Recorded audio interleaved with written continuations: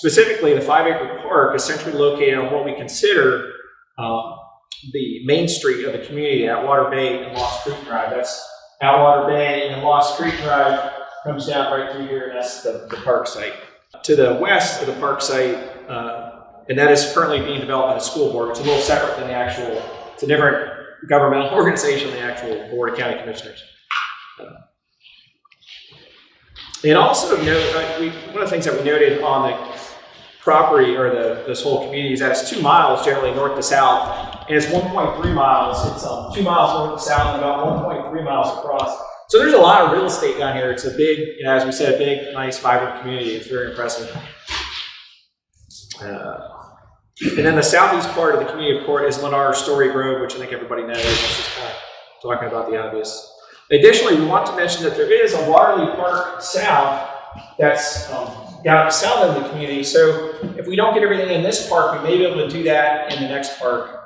And that the timetable on that has yet to be determined, but there is that property that's set aside. I think some title work just got done, and it's moving, but we don't know what the development timeline is, so I just wanted to note that.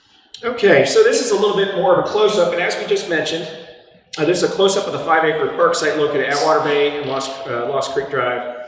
The clubhouse and the pool is where we're at right now. It's just a little ways to the east of the site. There's the park site, and we're right over here with the pool out back and the parking lot out front. So where we're at is not far from where the park is, and we also wanted to note that there's decent views from the southwest part of the site looking northeastward towards Hickory Nut Lake, the Magic Kingdom, and also the Cape launches. Someone I think in the community had brought up that the NASA Cape launches are off to the east. So there's a nice, kind of a high spot of the site down here in the corner, and then looking off towards Hickory Nut Lake, there's a nice, real broad view that we're going to try and maintain on the park. We'll get into that in the master plan. Now let's take a look at the survey results in the next few slides. Okay, so what we heard from the meeting in September was people were concerned about access to the park and from the community. Whether or not construction vehicles will stay on site, they will. They'll obviously have to access the site. No parking on site. Concerns about school traffic. Make the park ADA, which is Americans with Disabilities Act, accessible, which we're going to do. Provide views, the cable launches, fireworks, and possibly amphitheater. Basketball would be good for older youth. We've got that in the park. Possibly butterfly gardens, pickleball and tennis, but maybe not multi-purpose fields. We did have one field I'll show you in the master plan, and people have brought up a dog park, exercise amenities, whether or not there'd be a splash pad. Shade trees and walking paths actually came in pretty high in the survey. We'll get into that in a second. And then a service area and a distance to the park. We're going to have one of our nearby parks probably taking care of this one as staff. And then one of the residents brought up many of the amenities that may or may not be in this park will also be in the Horizon West Regional Park that's under development and design, and that's still in the process, I think, the first phase, and then there's other phases of the Horizon West Regional Park being worked on as well. Okay, so as we stated, there were 519 responses, which is great. I think it's maybe the record or the top one of our surveys for a neighborhood park, so thank you. Coming at the top of that survey is the half basketball court at the very top, going down from the top, number one. And shade trees, number 2, paved walking paths with sidewalks. Obviously, number 3, a picnic pavilion, number 4. Number 5, a playground ages 2 to 12 with picnic tables, number 6. Multi-purpose fields, number 7. There was a bunch of miscellaneous stuff, number 8 in the other category. And then a main skate park is number 9. The fitness area is 10. The community garden is 11. And the dog park is number 12. Multi-purpose court with tennis and pickleball is 13. Disc golf is 14. And then a tennis court, which is 15. And then 16 is sand volleyball. Okay, so then also as part of that survey, there were open comments.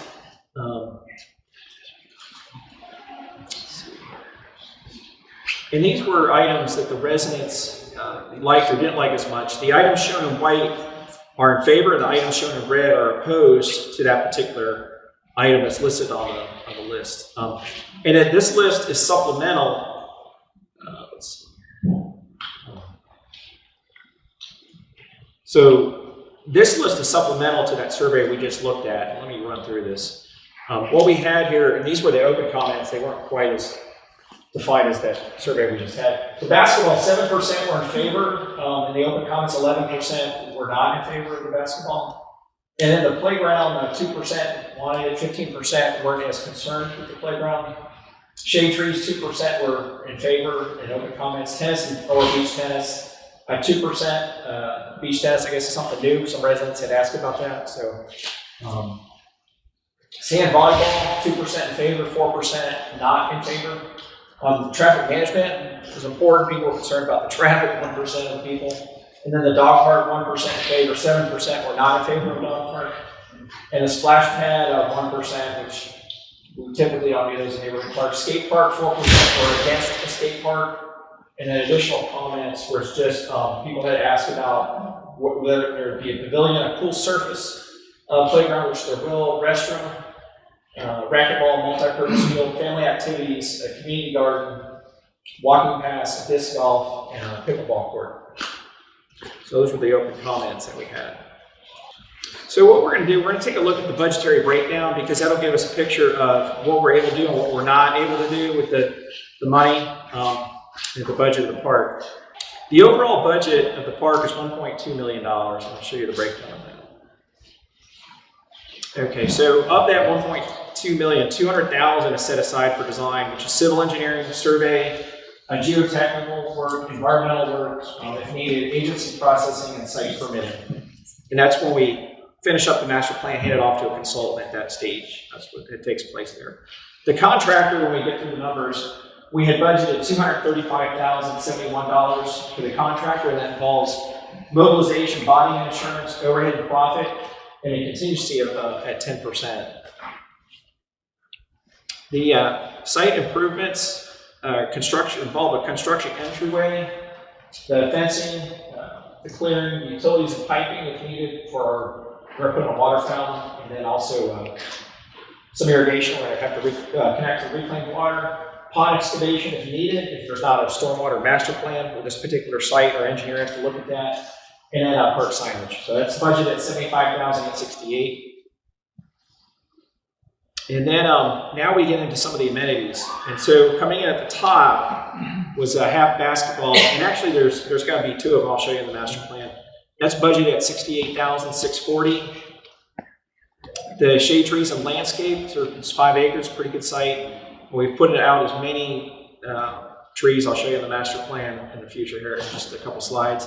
$120,305. Paved walking paths have been budgeted at $74,850. The picnic pavilion at $55,691. The playground and picnic tables. Playgrounds typically are bigger cost items because we do the rubberized surface. We're going to do shade sails, 2 shade sails over this particular playground, and that's at $335,787. Multi-purpose field, we've got kind of a nice sized one a little bit near the playground on this site. Multi-purpose field budget at $25,700. So that gives us the amenities at $680,973. So what that does when we add up these numbers, we're just below that 1.2 million with a little bit of wiggle room. At $1,191,912 is where we're at on the budget. Some of the items that didn't make the cut, and this generally goes in order of the priority that they were listed in the survey. Fitness equipment at $69,698. The community garden at $15,200. And a mini skate park at $70,000. A dog park at $48,313. Tennis and pickleball, $86,400. A disc golf at $21,000. And a volleyball at $15,775. Actually, yeah. So moving into the conceptual master plan. Okay, so what we're able to accomplish with the allotted budget is to provide the top 7 most desired elements according to the online public survey. And these top 7 elements are the 2 half basketball courts, shade trees, 3 is the paved walking path, 4 the picnic pavilion, 5 age 2 to 12 playground, 6 the picnic tables, and 7 is multi-purpose field.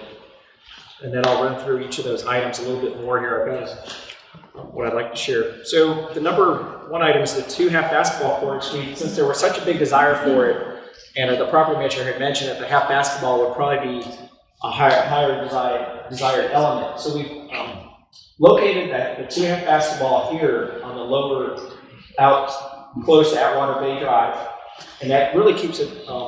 There's a nice buffer from those areas, and those courts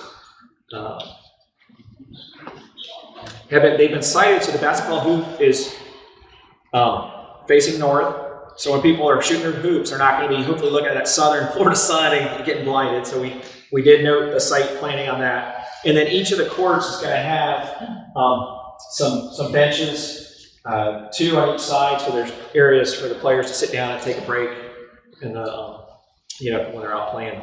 So it's enough for a couple of groups to sit down. And then also we've located some pine trees around those courts on the south. We're hopefully will provide a little bit of shade. We've set back far enough that we provide shade to those courts, and that's what we did there. Okay, so the number 2 item was shade trees. Numerous live oak, slash pine, sand oak trees have been planted around the proposed walks and throughout the park. Areas in the north and northeast will be planted with a mix of trees to help reforest those sections of the park. Live oak shade trees will be planted along the north side of Atwater Bay sidewalk and along the northeast part of Lost Creek Drive to supplement the sidewalk trees that exist in those areas. And let me just kind of walk through that a little bit. So what I was saying there is we planted a mix of oak, or what we're proposing to do is plant a mix of live oak slash pine, and probably some sand oak as well would do well on the site since it's an old orange grove rolling hill. And then the other fact that I just mentioned there is that we're proposing to plant some trees along the sidewalk along Lost Creek Drive to supplement the trees that are existing along the Lost Creek Drive a little bit farther. I guess the builder had put those trees in. And then also there's existing street trees along Atwater Bay Drive, and we're proposing to put in nice live oak trees along that to provide a little more canopy and get some shade when people are out walking and jogging. And then we've put trees around the playground, which is in here, along this northern walkway, and then this other walkway that's farther to the south. And then in here, we're going to try and do some pine trees that help to screen off the school a little bit and provide a little bit of demarcation between the park site and the school site. Notably, we did, and we planted this, we did what we could to leave those views open to the north and east. So there is a nice area of refuge and solace, and people can relax in the pavilion that's located there in the kind of high spot on the site. So anyways, moving on to the paved walkway paths. One of the key elements that hold the whole park together is a nice loop walkway, and these link the northeast corner of the park, which is up in here. And then also we've located a walk going off to the east, kind of southeast, which goes kind of up the slight hill there. If people want to run up or walk down the hill, that's available. We're calling that Workout Way walk, so that's on that hill. The central pavilion is then linked to that Workout Way. This walk, it'll have a maximum slope of 5% to comply with the Americans with Disabilities Act. And so it'll have a slope, but not too great. Then the approximate sidewalk lengths are 660 feet on this particular walk here. And then the walk between that's 375 feet in between the 2 walks there. And then the walk to the south is 630 feet generally, 630 is the walk around the corner there that exists. And then the other walk, I think, yeah, 500, I think this walk's about 500 feet there. So what that does, it gives the residents a couple of loops. The bigger loop being 1,600, about 1,660 feet, and then the smaller internal loop being about 1,500 square linear feet. So that's, I think, 1,600 foot loop doing the big one, and then 1,500 or so square linear feet, excuse me, doing the shorter loop. So plenty of places to walk and enjoy the park. Okay, so in the middle of the walks and trees, and just off Atwater Bay Drive, is the pavilion. That's located here near the high point of the site. It'll have 2 picnic tables inside it, and also it'll take advantage of those views, looking to the east of the Cape launches, to Disney World fireworks, and then just a nice view of Hickory Nut Lake, which exists off to that direction as well. The pavilion's also going to have a water fountain with a pet bowl. So that's right here. There's a little trash area, and the water fountain is located down in this area, which is a little more accessible to the road. And also, that water fountain will help to service the basketball players over in this direction.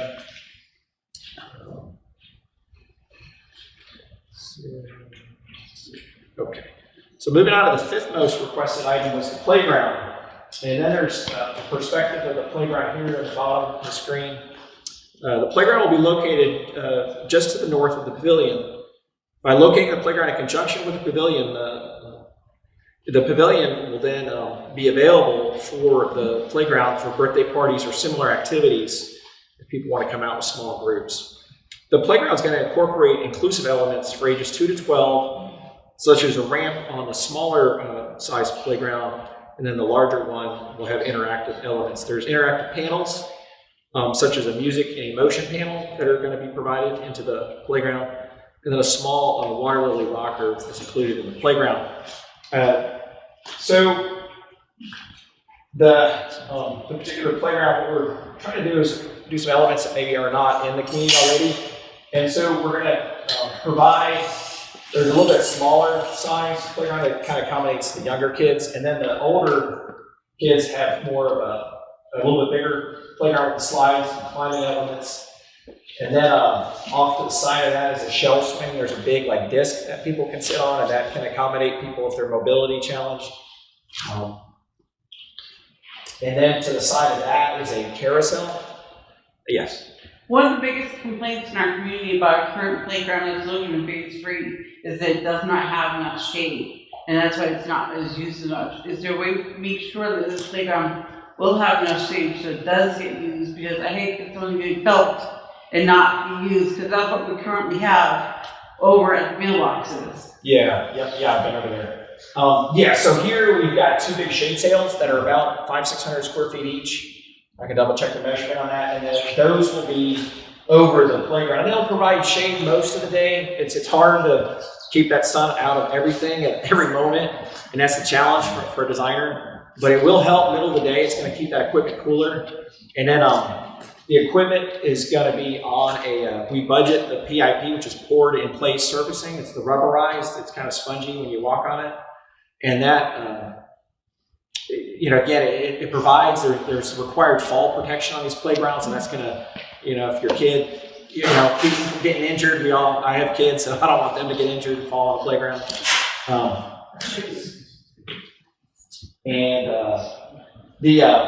mentioned the Waterleigh rocker. This is going to be placed off in the one corner of the playground.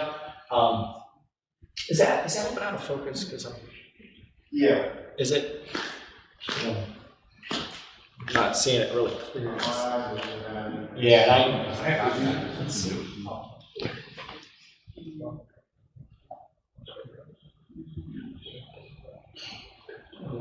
see. I think it's as good as it's going to be. Yeah. I think so, Brad. Yeah, I apologize. When it goes to the PowerPoint and then it gets projected, it's 3 generations away from them, I think. So I will try and make do with that. We can share as many ways as are convenient for you all. Yeah. Oh yeah. We'll post it on the meeting website. Should look a little bit better there. And then, in additionally to the playground, we talked about that.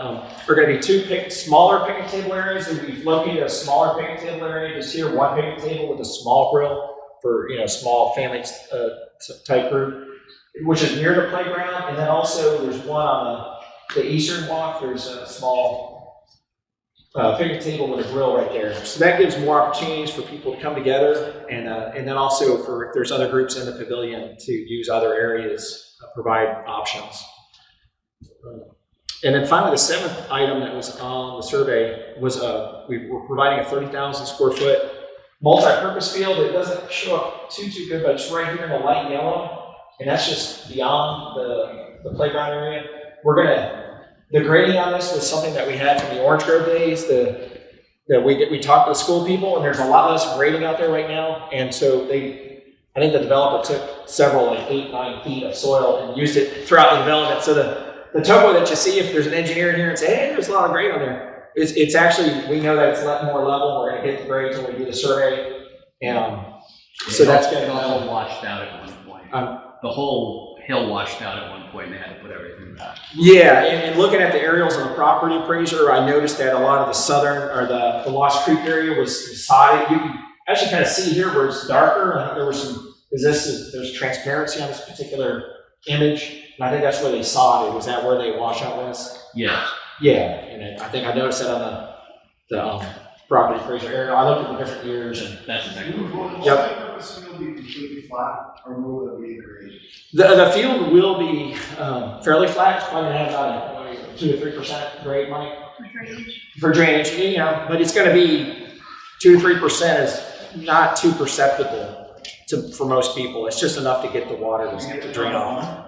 I'm sorry. You get it down to 1%? Well, 1%? 2% is usually what you do for lawn. 1%. It's kind of tricky with just dirt. You can do it with concrete, but Yeah. Yeah, we don't want it to. 1 to 2% usually. Yeah, 1% is really I tiny. only say that because we have a multi-purpose field out here, which it sees excessive use. I mean, it's somebody's out there every single night. Okay. So I just like to make sure that it's a good surface for soccer, football, whatever. Yeah, we're going to sod it, and then we'll have the maintenance. Our contractor will come out and do maintenance on it. But yeah, depending on how we can get the landscape budget to work, we're trying to sod as much of the park as we can. It's one of those last items that we look at. But the field will definitely be sodded, and then sometimes we'll do a little bit of seed in other areas of the park. But we're going to try and sod as much as we can on this particular park. So that's the master plan. We'll get into questions here in a minute, but that's fine. I think people brought up some good items. So where we're at and where we're going.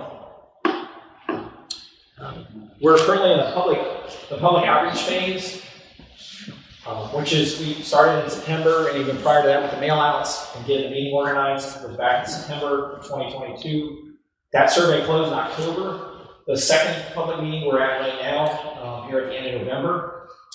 Third public meeting would occur in the early part of January, February next year if we need it. We typically don't, but if we do, we'll consider that. The master planning process has been ongoing right now since really between the first and second meeting with the different ideas that we're planning.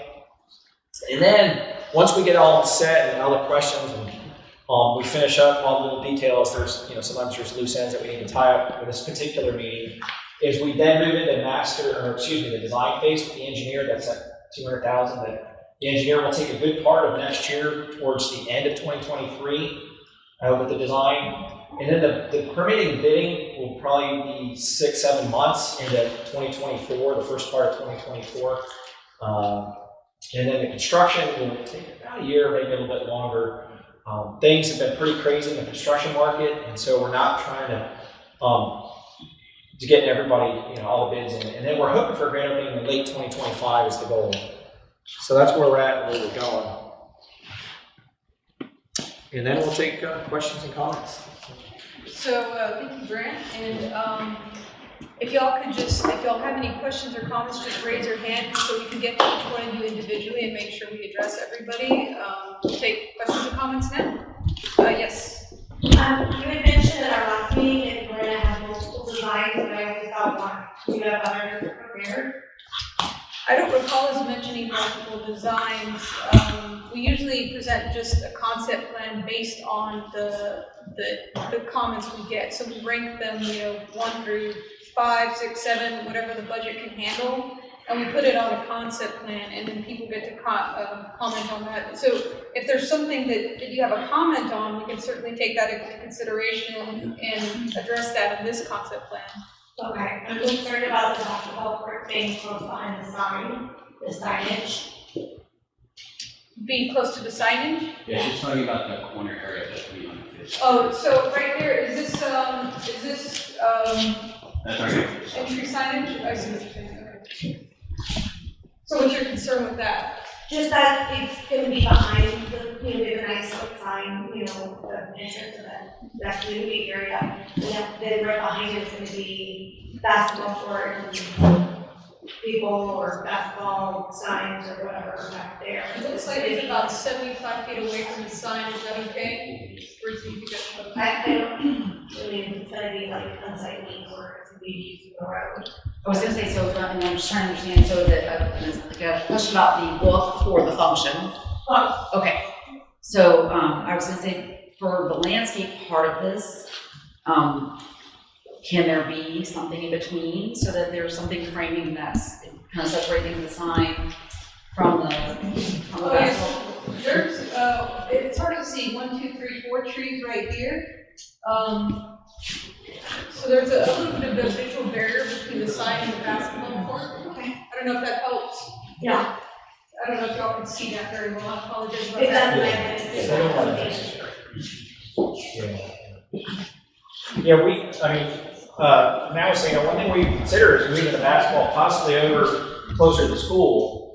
But it seemed logical to locate it near Atwater Gate, because if people are gonna come or drop somebody off or pick somebody up for basketball, picking them up, now Atwater has some areas for cars to pull off on the side and traffic can still go by. So it seemed logical from a design standpoint to put the basketball in that area. And then, over here is near the school, and just we want it to be sensitive to not, there's some homes up there in that corner, and just, have a little bit of a buffer space to the basketball. And then also the basketball, not to mention, it's a flat surface. One of the things, Mike, in the comments we want to write down is that we can consider maybe this, sometimes they're blue, we can do a green with the color, the paint, right, white, and so it kind of blends in with the landscape. It's not, the tennis courts now today are all at the UST blue, and sometimes we'll, but to answer your question, man, we can certainly look at, it sounds like you want it away from your entrance, so it doesn't distract aesthetically from your entrance. We can certainly look at moving it away so you don't see it from the road. That's something we can certainly do. And Mike, you wrote that suggestion down, right? Okay. Thank you.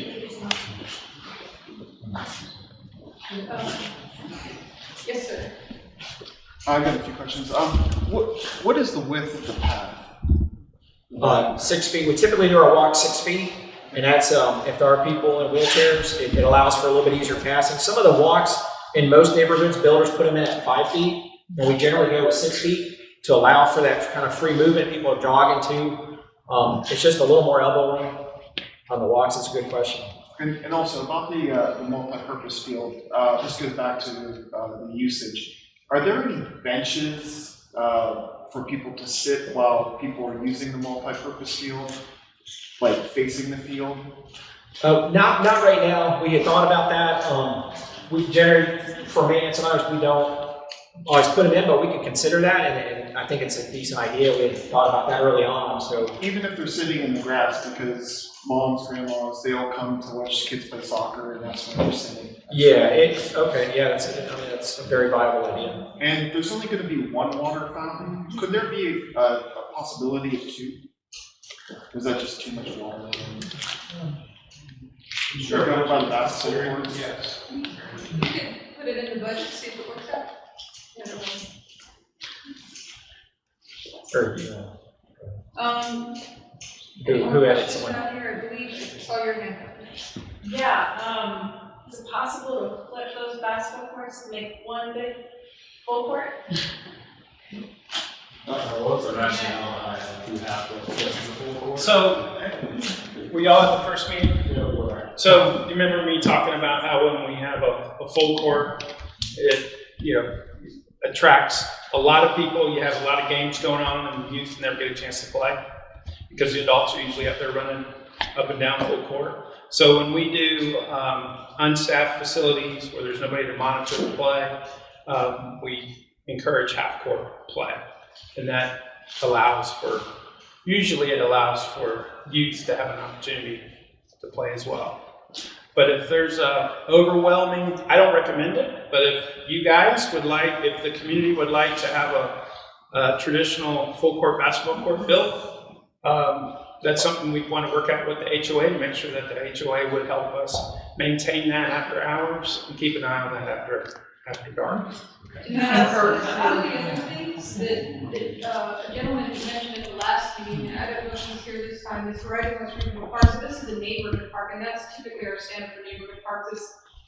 Since we're unstaffed, we have different kind of array of amenities we offer to those. But right in West Regional Park is going to be near the Walmart on Hamlin Roads Trail. That'll have full-size basketball courts in the future. I say we just have one half court, that's fine, but you're gonna have two half court parking next to each other. You could always run full on a full court, or two half courts as well. As soon as you split it apart, if there's no one around, you got 10 people want to run full, there's no way you can run full. It's just, you killed that feature by splitting the courts down. And I get it, yes, people will come because it's full court, but just like they can pull up the full court, they'll pull up the two half courts in the second as well. So let me ask you really quick, and I know some people got here a few minutes late, so I just want to make sure I identify myself. I'm Nicole Wilson, I'm the county commissioner that is so proud to represent this neighborhood and this community. And Matt Sumeyer is the director of Parks and Recreation. So, hopefully, and this team is amazing that hearing all of this will kind of allow us to take a look at any of those questions. I had a quick question for the team about the survey. Was there a delineation on there about basketball half and full court? And if not, is there a way to do a little mini survey? We can always do more surveying, absolutely. So if the adults want to take over, they're going to take over. It doesn't matter if it's half full. Right. It's normally It's the young adults, yeah. Which we just really want to make sure that we're doing what's best for the community, what the community sees as a benefit. So having a way to maybe narrow that question may be, I think, beneficial. I think that's a great idea, for sure. We can send this, everybody signed in. We have the sign-in sheet from the last time. We could do a simple survey monkey and survey you all and say, hey, what do you think of, basketball courts came up as the #1 request for this neighborhood park. The county typically doesn't put in full court basketball courts in neighborhood parks, although since this is such a popular amenity, would you all like a full court? No. Or would you like a half court? So what, it's a great answer now. But I think at least being able to look at that, knowing that didn't come in, I mean, this is your park, and we're really they're putting this together based on what those representations were and the percentages. So if we can narrow that down even more, I think it gives us an idea for really what the vision was when people answer that as their #1 choice. But there's a full court right by the high school. It's all different, it's not. Yeah. It's just Is it a high school? Is it on the school board property? It's right okay. on the side. There's a full court right here. It's not full. Yeah. That's a HOA park, so I'm sure the HOA manages it. Right. Yes, hi there. My name is Nicholas. Pleasure to have you all here today. I see a lot of the constituents and concerned with trees and shading in the area. I'm really glad to hear that you all are considering some Florida native trees. I want to hear about this budget, your considerations with regards to Florida native landscaping, and also whether or not you all are open to planting any edible trees. We live in Florida, we can have year-round fruit and food production. I understand that the community garden did not make it onto the budget, but if you're going to be spending $130,000 on oak trees, I'm sure you can fit a few mangoes or something that the community is interested in there, functional. Yes. So, if I can just answer that. Sure, please, go ahead. Because I know how Commissioner Wilson loves community gardens. Yes. Not only her vision, but also our mayor is part of his sustainability plan.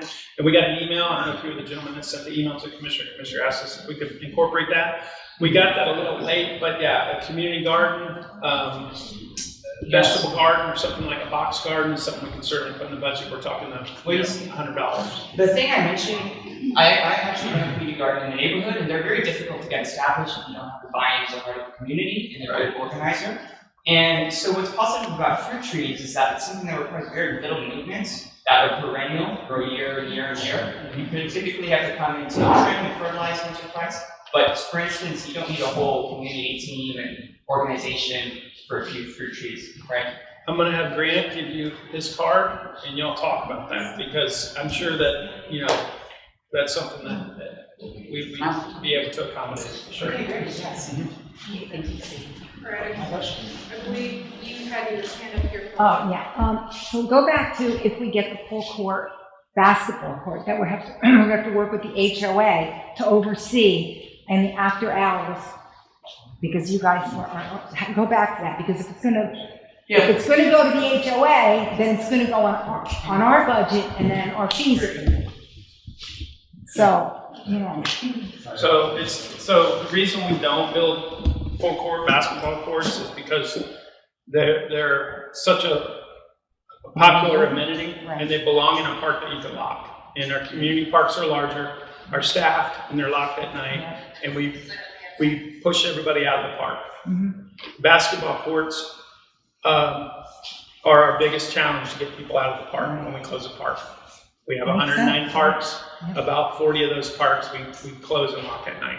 That's the reason why we typically don't put them in a neighborhood park where there's no staff to close the park. And so what happens when we don't have somebody to close the park?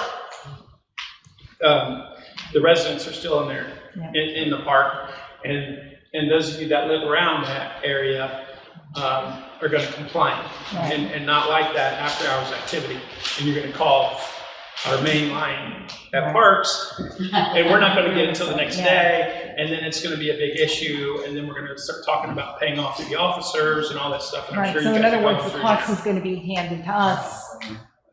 Well, The we would HOA have is gonna have to to. supply security. We would just have to make sure that the community understands the challenges that potentially, I'm not saying they will happen, it's just been our experience in this industry that there's items that don't go inside these small neighborhood parks or facilities or amenities, and then there are ones that go in larger parks that are staffed, monitored, and secured at night. That makes sense. Yep, thank you. So the gentleman back there said. So first, thank you for developing this. I was one of the people, I lived right around there, that didn't want a basketball court, but I actually like that it's towards the road. And, the concern is that, there are a lot of houses around there. I get the need for kids. I get that. My kids go to the sports at the park here. They have 2 boys. I get all that. But there still has to be a lot of concern about the noise level, the crowds, the things that you brought up about what full courts bring. And if no one's monitoring it, okay, I'm from the city. I get it. There was a basketball court, they were playing basketball courts all over the place. And you're right, that a certain clientele come to use full court basketball. There are a lot of houses around there, down Lost Creek, Oakboro, and across the street on Atwater Bay. We have to think about that as well. And if what the gentleman says is there's a full court basketball court right by the high school that isn't going to be used, then why are we going to take the chance to put something there that is going to make the issue? Well, the community's asking for a basketball. Yeah, court, but it's there. Yeah. It's there. And remember, there's 7% wanted it, but 11% didn't. Well, that was just in the comments. That was a little confusing. And that's why I'm Whether getting you a have second take in on there. that question. I think it's gonna be very informative, and we can go from there on the basketball court issue, but, just to make sure that we're kind of going in the right direction. I'm actually the HOA board president for phase 3. I wanted to, I know we've spoken before. I'm actually personally against the full court for the reason that it's going to should be from outside and it's going to cause traffic in the area that's already being highly trafficked through the school. So I want to let everybody know that. Not that I have anything against basketball, I just think it's a terrible place for a full court basketball.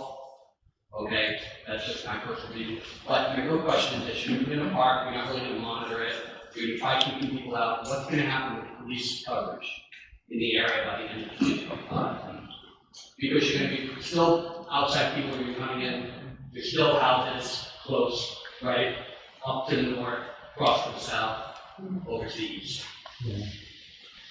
So we don't, the Parks and Recreation Division doesn't have, I know, but funding. So I'm trying to, that's okay, I was kind of digesting the question. So the question is, do you think that the park itself will attract Well, some? of course it is, because like all parks, they attract people to hang out at night, especially when there's no lights, right? And I think that's part of the point that we're being over there, is we're in a low security area at the moment, a very low security area, thanks to most of the police force being over at Disney, right?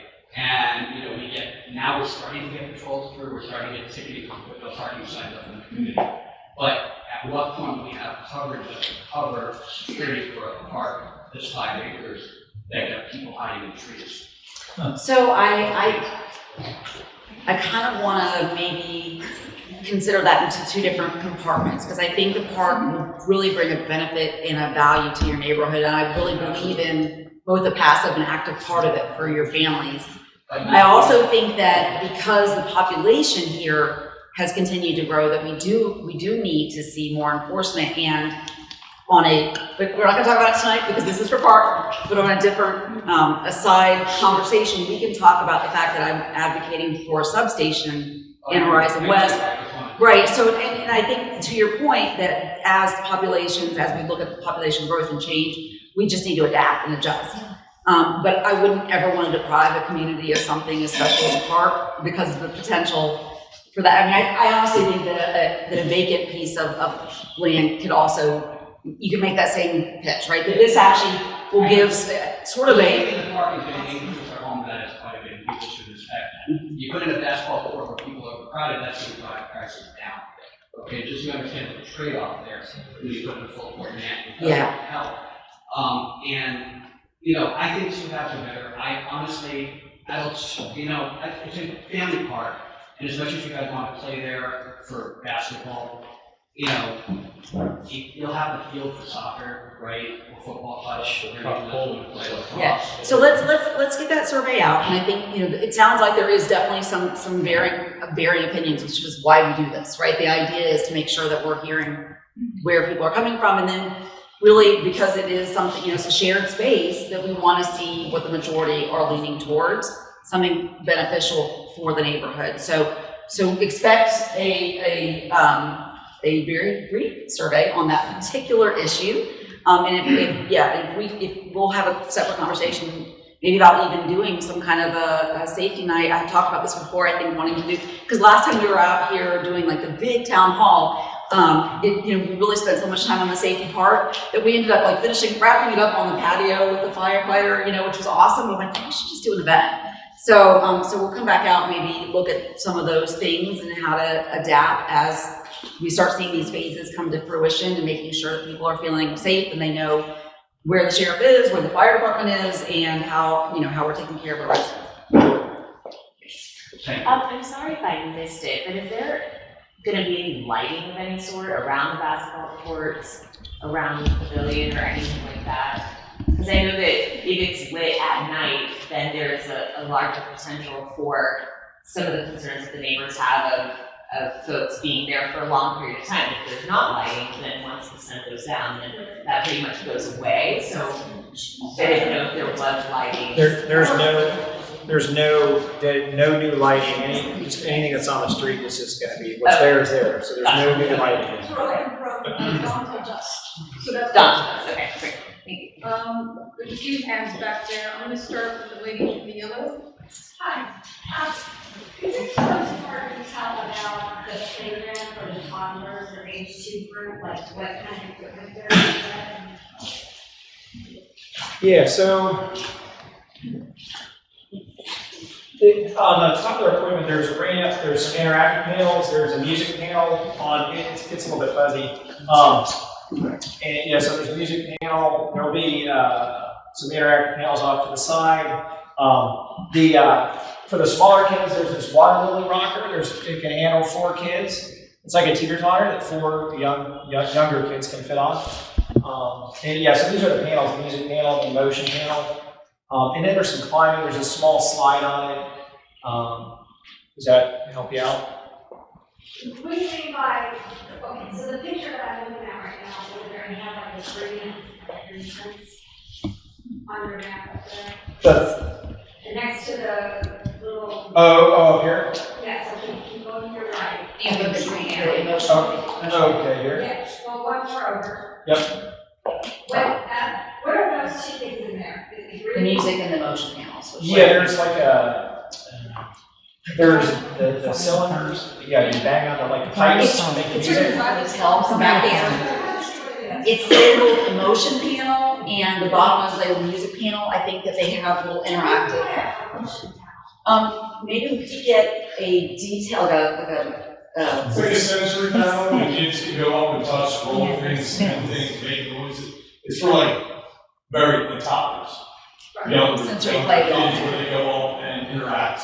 So it's really like a classic drum thing that they do. There's drums right there, there's drums, there's little xylophones that they can hit and have different music tones. So it's like there's a mirror, There's a mirror, Right. yeah. So, but what we'll do, if it's okay, and I'm sorry, I'm totally just gonna recruit you all on this, but if we can get the individual products that were put together for this slide and share that also, so we can, I wanna see it too, so, come close up. Twice a day with the toddler, so I'm really interested in Yeah. going on this toddler area. I get it, it's really cool.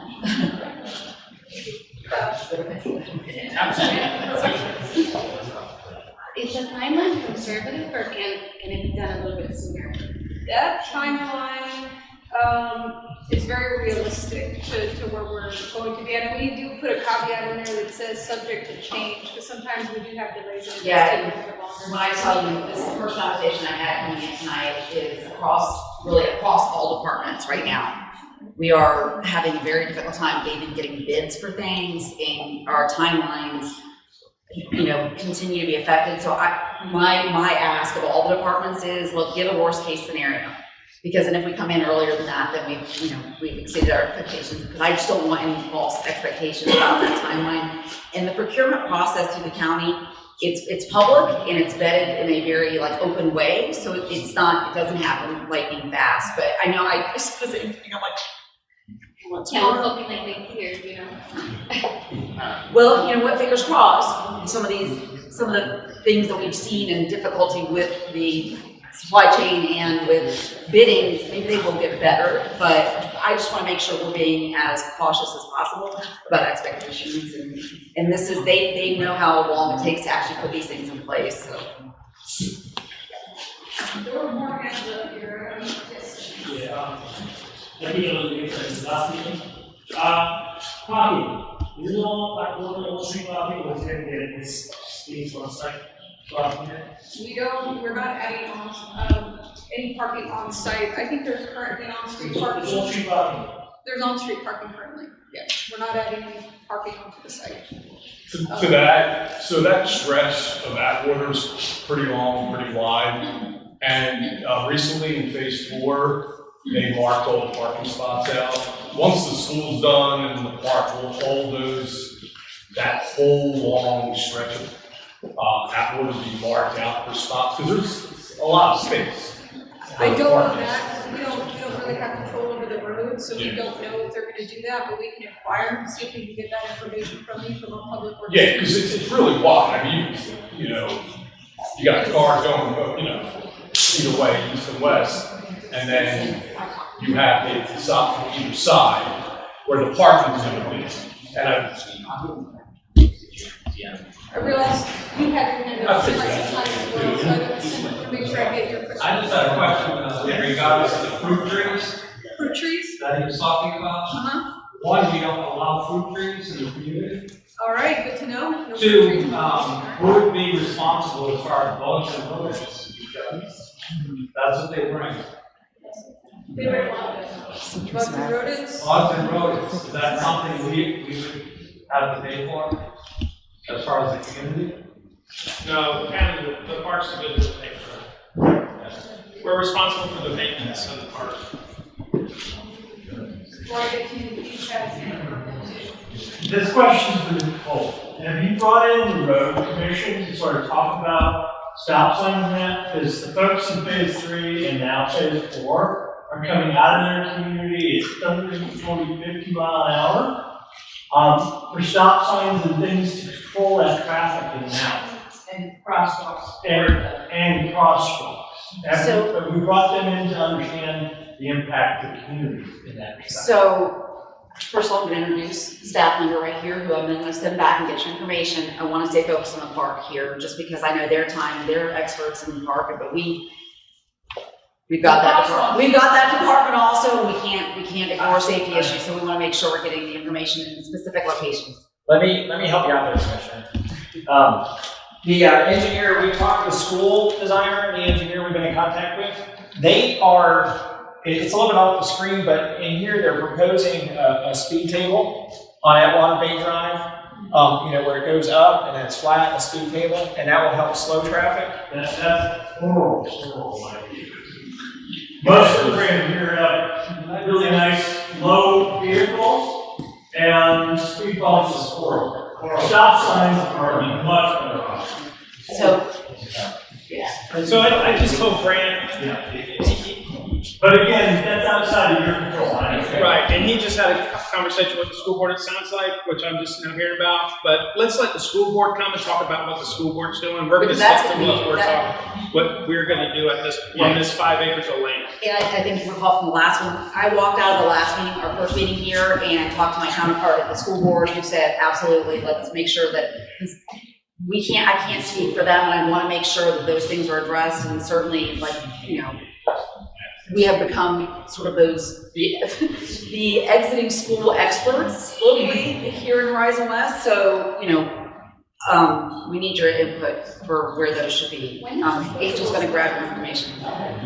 So we just have a couple minutes left before it's 7, so I'll take one last question, and I believe you had your hand up here for a little bit. Did you have a question? I was just going to say. Come on, guys, I'm sorry. I was just going to say for the parking classes, top playground, which is on 0-2, diagonal, playground, just every young kids run back and forth. I don't have a solid anymore, but I know later, so you can worry about the kids running forward. So it's 2 to 5 and back to 12 hours, and then, so, Grant, can you explain? Yeah, so there's a smaller, like 2 to 5. I'm having a hard time hearing it, which means the Drew's microphone's probably not picking up, and we wanted to record this, so if there was residents, neighbors who wanted to hear the questions and answers, that we could get it. So if we could keep it down just for a few more minutes, so we can get the last couple questions answered. I understand what it is. I'm saying to you, think about putting it in diagonal of the big kids playground.